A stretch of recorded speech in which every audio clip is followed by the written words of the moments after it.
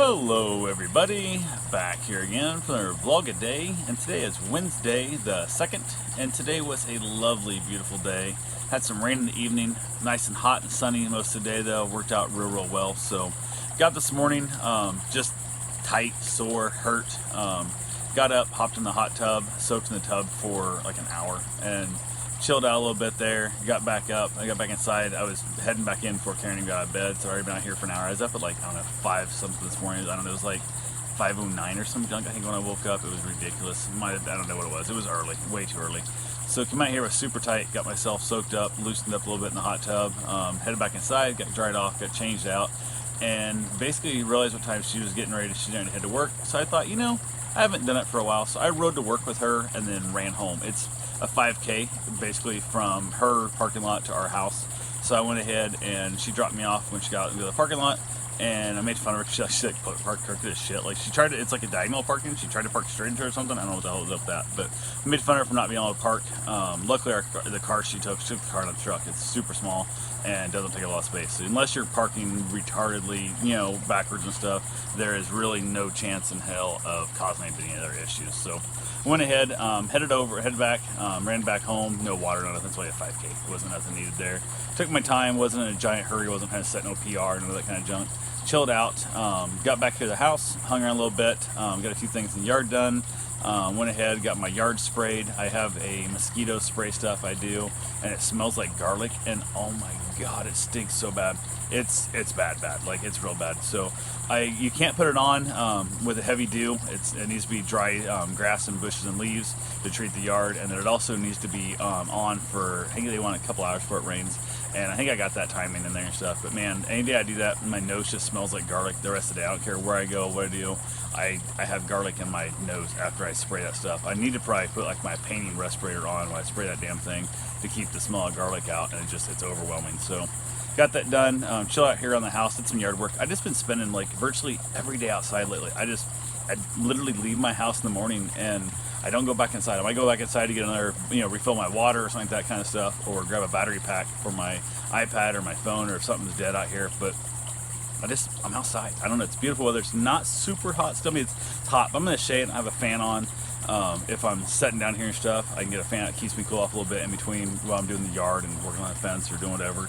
And if I'm working outside in that sun, I don't have to heat. It's sitting here in the afternoon heat that just sucks when you're just sweating, sitting still, and there's nothing fun about that at all. So got ourselves a rocket launch going off, it sounds like. So that's kind of cool, guys. It's actually Thursday morning at 8:48 right now. So yeah, I guess that's what it is. So Elon's throwing a rocket up in the air. So anyway, went ahead though, chilled out, got a few other things taken care of and whatnot, kind of hung around for the day, just doing what I need to do.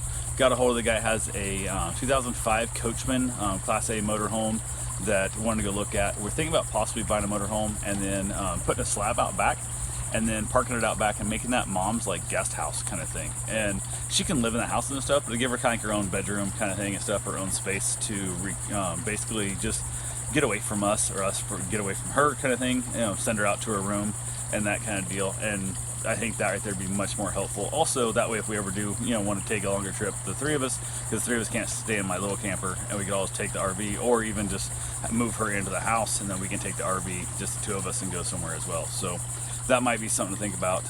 So I basically called up the guy that's gonna run their stuff, and it started raining. I was gonna take the bike and I thought, I'll wait a little bit. Rain stopped, so I reached out, and the guy said he was gonna be around. So I head over, I pull up in there, and he's leaving. His daughter, who's, I think she said it's like 16 or something like that, called, said his son fell, who's like 8. And so he just like dropped saying, had somebody else actually there looking at another RV, and kind of shooed them away. And basically as he was leaving, he stopped as he's following them out of the lot and told me, hey, it's open, it's unlocked, take a look around. I'll be back shortly. Went home, and his son just fell down. I think the daughter called to laugh at the son more, but it scared the hell out of the father, so he ran home to check on him, because 16-year-old daughter watching the 8-year-old son is a little bit scared him. So went ahead, he got back, I looked it all over by the time he got there, kind of thing stuff. So we just kind of bullshitted and stuff, heard the story of what it was. He's actually dealer, so he bought it from Camping World. Did a bunch of stuff, need to be fixed on it, ACs and a whole bunch of other things to be done. And then the guy bought it, drove it to like Fort Worth or Fort DeSoto or something here in Florida. Was there for like a week, came back and told the guy he hates RVing. He don't like the idea of driving it, he can't park it, he can't get around stuff, he's scared to death of it, blah blah whatever, and hates the idea of sitting in the campground. I think he most likely was like a KOA, So I got he's in a parking lot. And I'm like, well, that's what a KOA is. It's a parking lot basically with electricity hookup. So went ahead and sold it back to the guy literally like a week or two later. Like it was ridiculous time, frame. So he's now got it back and for sale. So we'll see what happens with that thing. So I looked at, it's not quite as nice as the photos make it out to be, but it's doable. I just, for the money, I don't know, it's 20 grand, which is not a lot of money for an RV, but 20 grand I can buy myself a pretty decent tiny house, or build a tiny house for that price. So I got like something in my ear bugging the crap out of me. Anyway, but so we'll see what happens. I even thought my uncle had done construction for most of his life, and I thought talking to him and saying, hey, if I buy you a stove and to put in the shop up there and I pay for all the fuel and or all the wood to burn into it, could I come up this winter when your farming is slow, build a tiny house inside your giant barn there behind the house, your new Morton building, and we can build a tiny house with your help and whatnot. It would be super great, and that would also give me the ability to kind of spend time with my uncle, learn more tips and trips and all that cool stuff when it comes to building a tiny house, which I've helped build some barns, so they help tear apart some stuff and help put in like air conditioners and walls we cut holes into, and help work on his daughter's house, my cousin's house.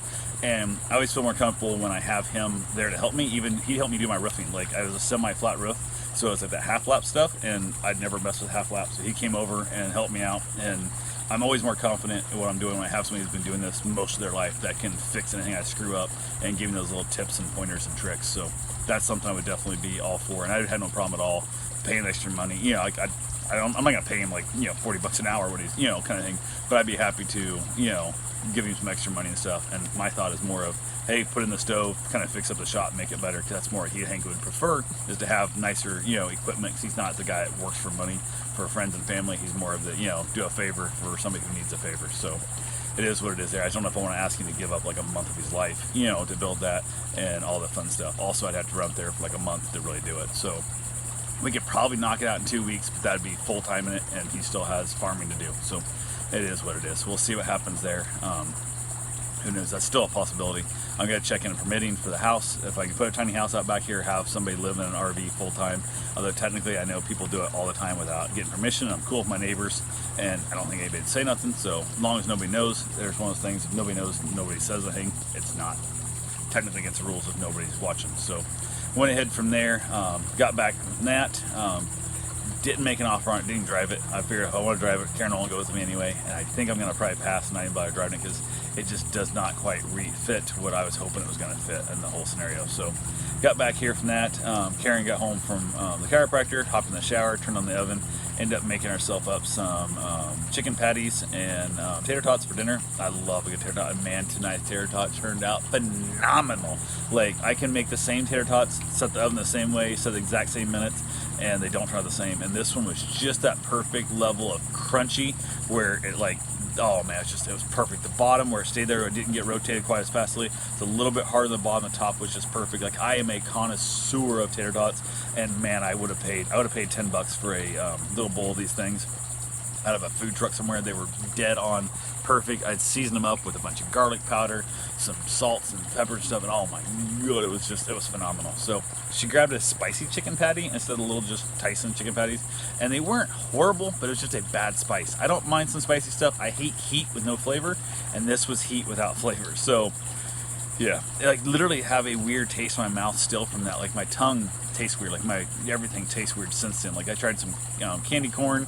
I tried some M&M peanuts, peanut M&Ms. I had some cashews. Everything just has a little weird taste, including my breakfast this morning, which really sucks, because that's a full evening and night sleep through, and brushing your teeth and the whole 9 yards, and brushing my tongue, which I don't do that often. I should do more, but I don't.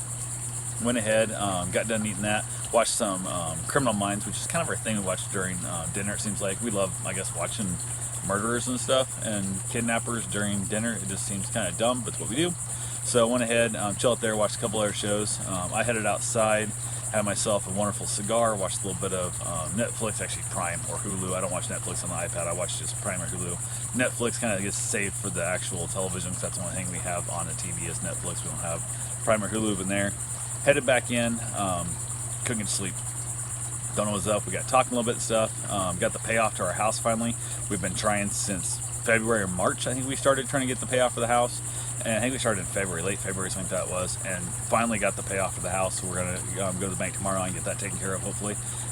Went ahead, we just chatting and stuff, got talking. She couldn't fall asleep, and I asked her anything I could do for her. She's like, well, maybe a back rub would help. And I'm like, okay, if you think that helps. I rolled over and let her give me a back rub, which I don't think is what she meant, but ironically, it worked really, really well. So she started giving me a back rub, and I would say within probably 6 minutes, her hand stopped moving, and within about 8 minutes, she was snoring. So I was like, hey, congratulations, because I'm more of the deep tissue massage back rubber, so I would have, basically kept her awake 100% if I was rubbing her back, and because I'm not a good husband. I don't know how to do that light rub thing. I'm like, just get in there. If you're going to do it right.